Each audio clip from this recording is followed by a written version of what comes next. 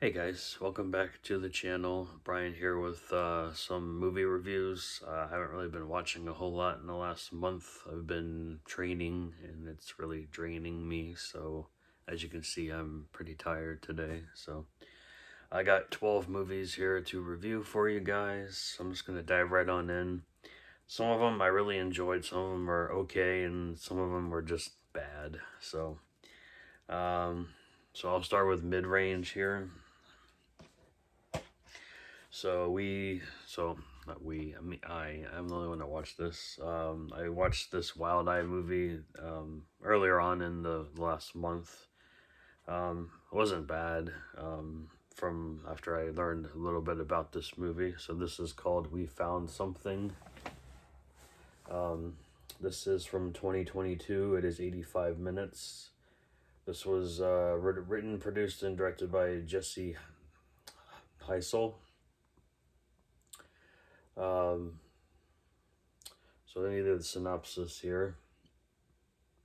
While Ted and Maxie are on a rock climbing trip to help conquer Ted's fear of heights, they stumble upon an unknown creature in the woods, one who does not want to be found. The couple are soon in a frenzy to save their lives as they become hunted by this ancient beast.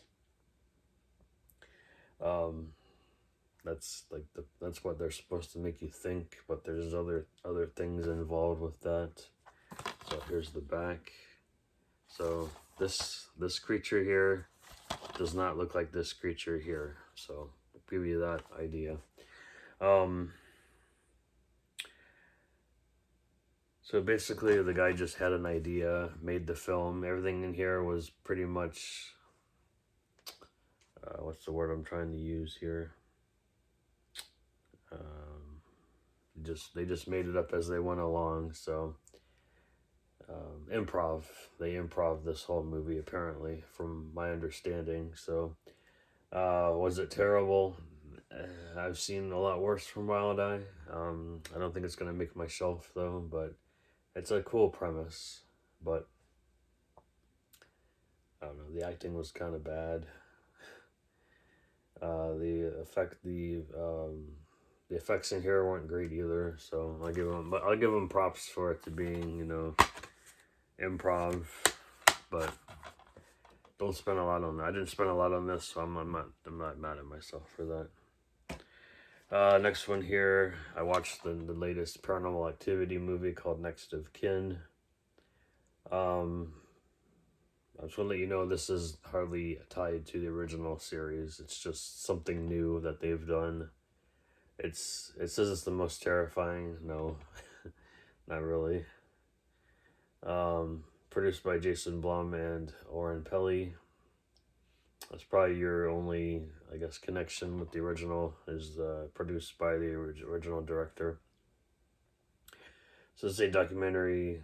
This is about a girl. She's a documentary filmmaker. She's looking to meet her long lost mother and extended family in a secluded Amish community. She and her film crew soon realize that the family that welcomes them in their home might be hiding a sinister secret. They are, obviously. It does have its creepy moments for sure, but I don't know. I thought it was okay. If it was not connected to Paranormal Activity, I think it would have been a better movie. But since it's linked to it, it's either or. It's okay. It's okay. But I don't know. Kind of annoyed that this is only available on Blu-ray in the actual box set, but I'm okay. I'm okay with it. The one scene involving the well, that was a pretty messed up scene. That's probably the best scene in the film, I thought. Other than that, it's alright. So, do I think you guys should pick it up? Maybe for a couple bucks. $12.96. I would have waited a little bit longer, but it is what it is. Next one here is a Dollar Tree pickup called The Village in the Woods. This is a 4 digital media release from 2019. I believe this is a British film, if I'm not mistaken. Says apparently it's about this one lady. She's trying to pretend to be the inn's soul in. So this is about this. Sorry, this is about a village in the woods. This lady is trying to pretend to be the inn's sole heiress so she can take it over, and the townspeople know that she's lying. And yeah, so they really, basically what the premise of this movie is, don't lie to people. Obviously, they know that you're lying, and they will definitely make you pay for it. So it's not a bad film. I thought it was worth the $1.25 pickup. So if you guys want to check it out, I say go right ahead. What's $1.25 to you? Probably the best movie in this stack. Probably. It's the Criterion. Picnic at Hanging Rock from 1975. Really, really enjoyed this one. I'm actually going to I'm going to upgrade to the Blu-ray here for the Criterion sale. I went to Barnes & Noble today. They didn't have it, so I'm going to go to another one, probably Wednesday. It says 20 years after it swept Australia into the international film spotlight, Peter Weir's stunning 1975 masterpiece remains as ineffable as the unanswerable mystery at its core. A Valentine's Day picnic at an ancient volcanic outcropping turns to disaster for the residents of Mrs. Appleyard's school, and a few young girls inexplicably vanish on Hanging Rock. So, yeah, I really enjoyed this film. It is kind of like a period piece-ish type movie, but it had a lot of horror elements to it. So I definitely enjoyed that part of it. So highly recommend this one. Alright, I watched this one last night. I bought this at Dollar Tree also. I actually got it for $1 because I've had it for a little while. Blood on Her Name with Bethany Ann Lind, Will Patton, and Elizabeth Rom. So this movie starts off like this. The action's already happened. So the dead body lies at her feet, its blood still draining onto the floor. It was an accident, but its discovery could have devastating consequences for Lee Tiller and her son. Her son's having problems with the law. He's been arrested and what have you. So he's on probation. So in a panic, she decides to conceal the crime, cleaning the blood scene and scrambling to dispose of the body. Now on the run, everything begins to spiral out of control as she attempts to keep her secret hidden from her father, who also happens to be the town sheriff. This movie's all over the place. Like, so for obviously, I told you it starts off with the accident's already happened. So basically, she works at this, I guess, auto repair place. She's the owner, and she's doing some shady business with these guys. They come in with, I think they're stolen vehicles or something, and she's fixing them, and they're trying to sell them for money or whatever. And I guess one of the guys that's doing the dirty business tries to like attack her or something, so she pretty much knocks him out but kills him. And instead of notifying the police about the whole incident, she's trying to hide it because like I said, her son's having probation problems and whatnot. And she doesn't tell her father, who's the town sheriff. Her father's played by Will Patton. His character's, he's always good. I always enjoy him in movies. But yeah, there's let's just say the movie doesn't end on a good note. It's a pretty sad ending, to be honest with you. But she should have just did the right thing instead of hiding it, because always hiding things is always never the answer. Probably not gonna keep that in the collection though. It's a good one-time watch for me. I'm good now. Watched this the other night and I really had fun with it. This is The Convent from 2000. Starring a bunch of little cameos here and there. My favorite character is probably Adrienne Barbeau. So anyway, so the movie takes place and starts in 1959. A car pulls up in front of the St. Francis boarding school for girls, and out steps Christine, very young and pretty. And she's carrying a sawed-off shotgun. She coolly marches in, where the nuns are deep in prayer, blows them away one by one, and then douses the room with gasoline. And she lights up a cigarette and tries to burn down the chapel. 40 years later, the school has been shut down and the building condemned, perfect for local fraternity antics. But when a group of students breaks into the cursed place, none of them are prepared for the horror that awaits them in the convent.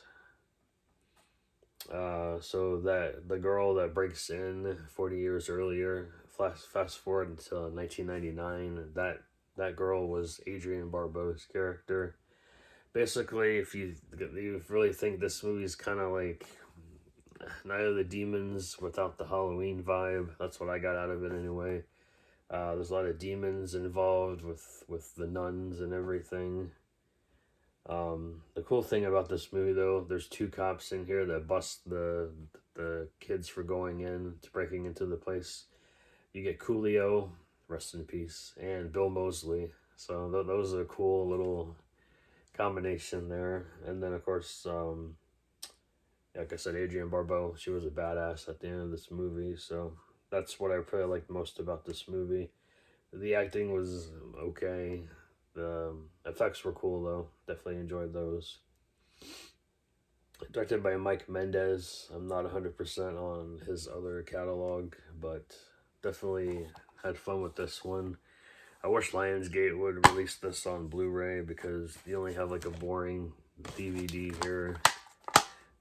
It does have some special features on here though. There is a lot of commentary tracks on here. Cast and crew interviews, I watched those. Deleted scenes, gore on demand.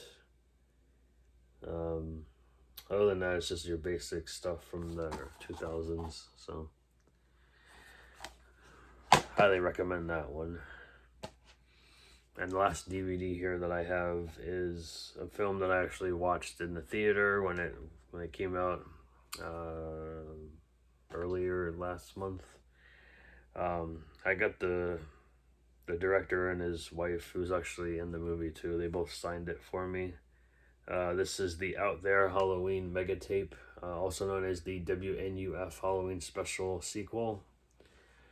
Same premise. It's pretty much following the same story like before, but it's got a lot of different commercials, and it's got like one of those daytime talk show things where his wife played like the lead character. It was hilarious.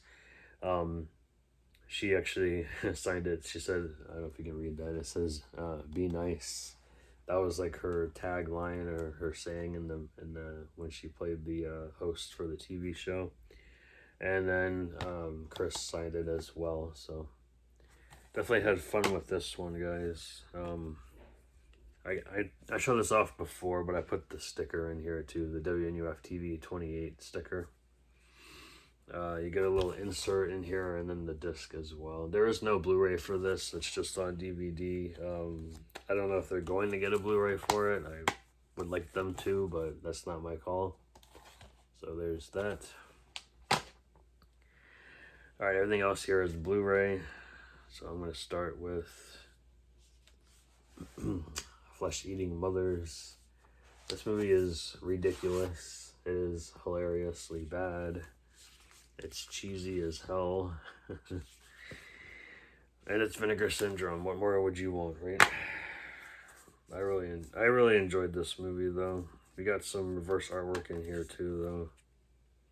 That's the original artwork there. Original artwork there. So this one you get a Blu-ray and a DVD. So, what can I say about this movie that no one else has already said? So, 1988, 88 minutes. This is directed by James Martin. Something strange is happening to the mothers in a small town in upstate New York. Small and subtle changes appear at first, but soon the women are transformed into deranged, demented, and cannibalistic, flesh-eating mothers. With no one safe from ending up as the key ingredient in the next Tupperware party luncheon, it's up to the town's young people to uncover the shocking truth behind the carnage and put an end to it at once, and for all, especially as dinner time approaches. Yeah, basically, there's a lot of mothers eating their own kids in this movie. It's pretty ridiculous, but I like that one a lot, actually. All right. Okay, I'll go with this one. This one was good. Watcher. There's Watcher and then there's The Watcher. I haven't seen that one yet. This is Watcher. This is from 2022. This is directed by Chloe Okundo. I can't read that. I think it's Okundo or no, UND. Yeah. Anyway, as a serial killer stalks the city, Julia, played by Micah Monroe, she's a young actress who just moved to town with her boyfriend, notices a mysterious stranger watching her from across the street in this terrifying thriller. Yeah, so basically she says she thinks he's watching her. The boyfriend's like, "Oh no, it's a coincidence. He's not watching you," and yeah, he is. A lot of crap goes down in the movie. Yeah, the guy is a real creep too. That guy right there, he's a big creep. I'm not gonna tell you what happens. You have to watch it for yourself. But I enjoyed this movie. Toward the end, I was just like, okay. And then, because I thought someone was not gonna make it, but anyway, watch this. Just watch it. Let me know what you think of it. This movie, on the other hand, though, oh boy. I got this at the Dollar Tree, so I'm not too bad tore about it. I got it for $1. It does have some damage on the front cover, like someone like slashed it. This is Jerusalem. This is a found footage movie. What was it? Oh, the disc was loose. Not that it matters. This is about two American girls on vacation. They follow a mysterious and handsome anthropology student on a trip to Jerusalem. The party is cut short when the trio are caught in the middle of a biblical apocalypse. Trapped between the ancient walls of the holy city, the three travelers must survive long enough to find a way out as the fury of hell is unleashed upon them. A lot of CGI in this, like a lot of CGI. The demons in here don't look that great. It's really shaky, really dark at times. I just didn't have a whole lot of fun with this one, so yeah, I mean, I only spent $1 on it, so not that bad, but I wouldn't recommend it. Okay, this one, I think I have to go back and watch it again, because I was a little confused from time to time. I was kind of in and out of consciousness a little bit toward the middle of the movie, but Bodies, starring Pete Davidson. So when a group of rich 20-somethings get stuck on a remote family mansion during a hurricane, a party game ends with a dead body on the ground and fingers pointed everywhere. As they try to find the killer among them, fake friends and real enemies have to learn who to trust and how to survive. Yeah, it was interesting. I'll just leave it at that. Did I love it? No. Did I like it? Yeah, I think I liked it. I didn't love it though. So would I purchase it? I would definitely wait for a sale, or if you find it used somewhere. But you get the Blu-ray and the DVD. There is a 4K that you can get at the dollar at Best Buy, but I definitely wouldn't pay the $28 for it. So I would definitely wait to get it for like, I don't know, 15 maybe 15 bucks. And the one that I like the most, probably out of this, besides Picnic at Hanging Rock, would probably be The Black Phone. Ethan Hawke in this movie as the grabber, creepy. And then the two leads of the brother and the sister, Mason Thames, I guess I say his name, Mason Thames, and Madeline McGraw. I really enjoyed their chemistry together. Those two are really cool together. James Ransone is in here as well. It's kind of funny that, well, it's not really funny. I'm sure everyone knows that Ethan Hawke, James Ransone, and the director Scott Derrickson, they all work together in Sinister. So it was cool to see all of them together again, working together again. So there is not a 4K of this. There is only a Blu-ray, a DVD combo pack. For right now, I'm sure there'll be a 4K at some point. I don't know, Universal, I'm not sure what they're doing, but yeah, I highly recommend this one. I would definitely pay I think it's going like $17 right now, or $18 right now, so I would definitely recommend picking this one up for sure. So that is everything I have to review today. Some good, some not so good, but I enjoy watching films and giving you guys my honest reviews for them. So here's my stack for the last month and a half. So let me know in the comments what you thought of these, if you've seen any of them, and if you like them, or if you're definitely looking forward to checking them out. I'll catch you guys later. Bye.